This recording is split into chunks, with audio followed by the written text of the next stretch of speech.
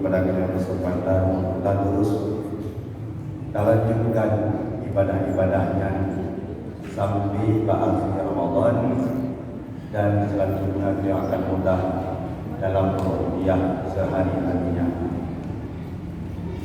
Di antara sekian banyak kelebihan dan keagungan yang dijanjikan oleh Rasulullah SAW bagi orang-orang yang mengikuti malam Ramadan dengan rangkaian ibadah, dengan sholat tarawih, sholat witir, tahajud, tasbih, baca Quran dan sebagainya.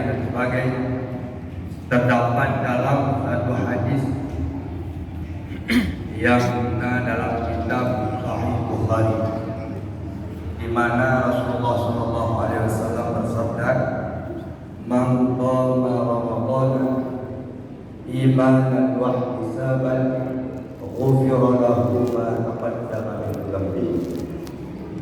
Barang siapa yang menghidupkan malam Ramadan, baiknya dengan sembahyang sunat ataupun dengan baca Quran, zikir dan sebagainya, dengan penuh keyakinan dan keikhlasan, tidak menghadap kecuali hanya kepada Allah Subhanahu wa taala.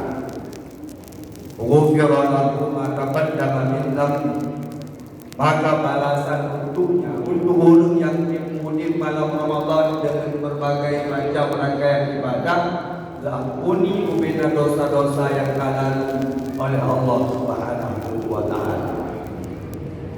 Mungkin kita sering dengar tunggu ceritakan ataupun berpegang-pegang bahawa malam kelebihan rawai kuno, malam ini kelebihan rawai kuning. Di antara sekian banyak kelebihan dan fadilah yang Allah berikan, yang paling agung adalah itulah ampunan dosa.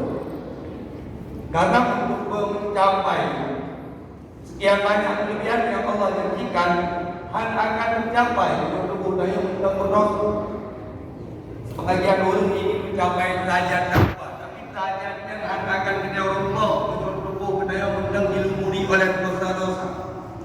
Jika orang ingin kebenaran Allah Ta'ala, ingin makrifah, ingin mengenal Allah dengan pengenalan sebenarnya, akan merempah pada kedekatan dengan Allah, kelegatan dalam beribadah apabila yang hendak dipenuhi oleh dosa-dosa. Nah, orang ingin menjadi bahagia, baik muka, berdendam, beraman, bersejahtera. Ketenangan tidak akan pernah didapatkan oleh orang-orang yang masih ada kesalahan dan dosa yang belum Allah ampuni. Maka kelebihan yang paling baik yang Allah berikan adalah ampunan dosa. Ma asabakum min musibatin bima kasabat aydikum, yang kalian maklum, setiap sesuatu yang menimpa kalian daripada musibah atau bahasa kalian sesuatu yang hanai galak di jiwa kalian, yang tiba kalian, bima kasabat aydikum, itu disebabkan oleh dosa-dosa. Hanya ingin tenangnya dihalangi oleh yang namanya dosa. Hanya ingin bahagia dihalangi oleh yang namanya kesalahan yang belum diampuni oleh Allah Subhanahu wa taala. Maka untuk mencapai sesuatu yang kita inginkan, untuk menjauhi daripada segala sesuatu yang tidak kita inginkan, itulah jalan utama adalah ampunan dosa yang Allah berikan kepada kita. Maka salah satu kelebihan Daudi malam Ramadan dengan ibadah, salah satunya lagi yang sedang kita lakukan adalah mendapatkan ampunan Allah terhadap dosa-dosa yang pernah kita kerjakan di masa lalu.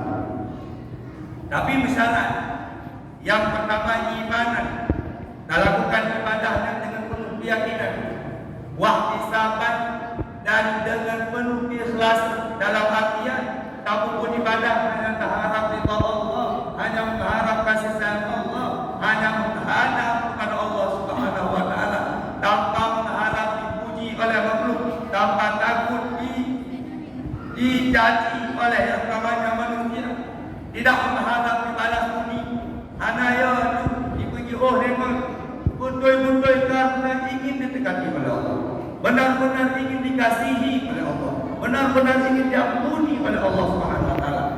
ibadah yang didasari oleh keikhlasan yang modelnya yang akan menuntut ampunan Allah Subhanahu wa taala.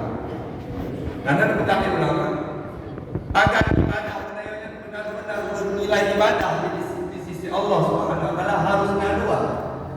Yang pertama, benar caranya, betul cara. Yang kedua, tulus niatnya. Betul cara yang pertama, kurang bermayang, berkebun, dan lingkungan, cara pergi yang sebenarnya. Kemudian kan dianggap oleh ibadah yang sah. Kemudian yang kedua, tulus niatnya dengan cara ikhlas. Jangan mengharap kecuali hanya ridha Allah. Jangan kecuali hanya yang ada di sisi Allah Subhanahu wa taala. Menyo ibadah yang dilakukan kamu tu lagi yang dianjurkan oleh syariat. Kemudian disertai dengan keikhlasan hanya karena Allah, kamu mengharap sesuatu kepada yang selain Allah, maka yang betul-betul kita akan mendapatkan apa yang telah dijanjikan oleh Rasulullah, yaitu ampunan dosa kepada kita yang lalu terhadap dosa-dosa yang pernah kita kerjakan. Berjaya ikhlas dalam melakukan bantu ampuni pada Allah Subhanahu wa taala. Maka mudah-mudahan pada malam yang terakhir kita memenuhi malam-malam Ramadan benar-benar kita lakukan ibadah-ibadah dengan sempurna. Karena memang makin akhir dari Ramadan makin lain fadilah, makin lain pahala, makin lain lipatan ganda pahala yang diberikan oleh Allah, dan semakin berat kita mengerjakan ibadah. Mungkin dari malam guru kamu mulai sibuk dengan belajar, dari malam guru kamu mulai sibuk dengan berkuih.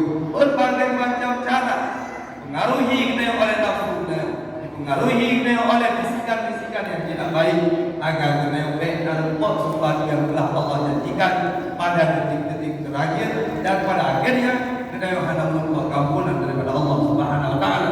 Alhamdulillah.